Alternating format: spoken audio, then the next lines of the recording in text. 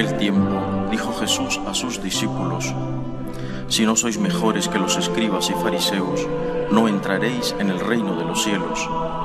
Habéis oído que se dijo a los antiguos: no matarás, y el que mate será procesado. Pero yo os digo, todo el que esté peleado con su hermano será procesado. Y si uno llama a su hermano imbécil, tendrá que comparecer ante el Sanedrín, y si lo llama renegado, merece la condena del fuego.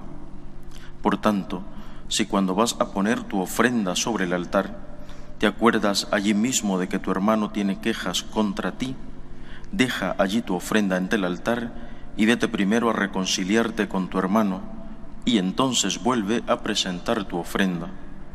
Con el que te pone pleito, procura arreglarte enseguida, mientras vais todavía de camino, no sea que te entregue al juez y el juez al alguacil y te metan en la cárcel.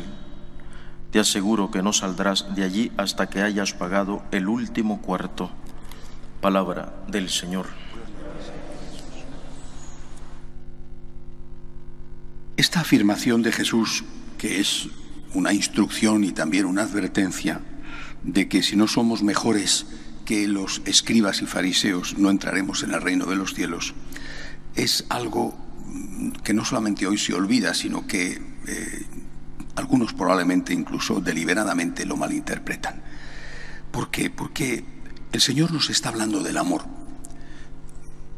El Antiguo Testamento, desde el punto de vista ético, resumido en los 10 mandamientos de Moisés, expresan lo que llamamos la ley ética natural, expresan los mínimos, expresan aquello que se conoce como la regla de oro: no le hagas al otro lo que no te gustaría que te hicieran a ti. A ti no te gustaría que te robaran, no robes. A ti no te gustaría que te calumniaran, no calumnies. A ti no te gustaría que tu esposa te fuera infiel, no seas tú infiel. A ti no te gustaría que te pegaran o que te mataran, no pegues, no seas violento, no mates. Los 10 mandamientos, marcados por la palabra no. No robarás, no matarás, no dirás falso testimonio, no hagas el mal. Bien, este es un camino de salvación, pero Jesús dice que no es suficiente para sus seguidores. Y entonces dice que tenemos que hacer más. No basta con no hacer el mal, hay que hacer el bien. Y no lo establece como una opción. Es evidente que también los judíos tenían la opción de hacer el bien. Lo tienen todas las religiones. Es decir, pensar que los judíos solo se conformaban con no robar es ofender a los judíos. Lo que pasa es que no era una obligación para ellos dar limosna. Esta es la diferencia. Que había y hay judíos generosos que dan limosna, esto es una realidad. Pero no es un deber, mientras que para un católico es un deber hacer el bien. No basta con que no hagas el mal, tienes la obligación de hacer el bien. Es a esto a lo que se refiere Jesús. Esta es la ley del amor. Pero ¿qué es lo que está pasando hoy? Que en nombre del amor lo que se está haciendo es justificar el mal. Como Dios es bueno, como Dios es misericordia, ¿cómo comprendes tú que Dios va a condenar a nadie? Si somos sus hijos y yo no condenaría a un hijo mío al infierno para toda la vida, ¿cómo va Dios a condenar a nadie? En nombre del amor, en el nombre del Dios amor, en el nombre de la misericordia, lo que se hace es justificar el mal. Y así a mucha gente se le dice: no pasa nada. O bien el infierno no existe, o si existe está vacío, hasta el punto de que algunos niegan hasta la propia existencia del demonio, no digamos ya la del infierno. Es decir, el Señor no nos dice que en nombre del amor podamos hacer el mal. El Señor nos dice que en nombre del amor tenemos que hacer el bien. Tenemos la obligación de hacer el bien. Y desde luego nunca podemos justificarnos para hacer el mal. Eso no significa, por desgracia, que no hagamos el mal. Pues claro que lo hacemos, por supuesto. Somos pecadores. Pero cuando hacemos el mal, al menos tenemos que tener la conciencia de que hemos hecho el mal. Al menos tenemos que tener remordimiento de conciencia, al menos tenemos que saber que estamos equivocados. Y entonces viene la misericordia. La misericordia viene siempre para aquel que pide la misericordia, con la condición establecida por el propio Dios de que tiene que haber no solo arrepentimiento, sino propósito de enmienda.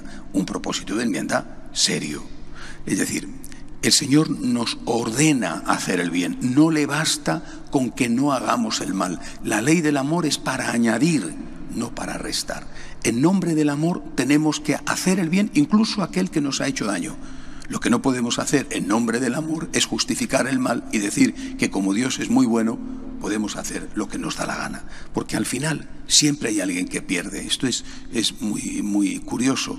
Todos estos que hablan de la misericordia se olvidan, no sé cómo es posible, pero en fin, la realidad es así. Se olvidan de que las víctimas son siempre los inocentes y los débiles y los pobres. Tú puedes hacer el mal para ellos en nombre de la misericordia, pero alguien lo paga. Aquel al cual has robado, aquel al cual has engañado, aquel al cual has sustituido por otro. Es decir, si yo me encuentro con una señora, por ejemplo, que ha sido cambiada por otra más joven por su marido y ahora no pasa nada y puede ir a comulgar el marido con la otra que a su vez quién sabe de dónde procede, yo lo que veo es que esta mujer es una víctima que ha sido cambiada y desechada como si fuera un trapo usado y se ha quedado muchas veces ni siquiera con la pensión para llevar adelante a los hijos. Es decir, hay que tener mucho cuidado con las cosas y no manipular las palabras de Cristo.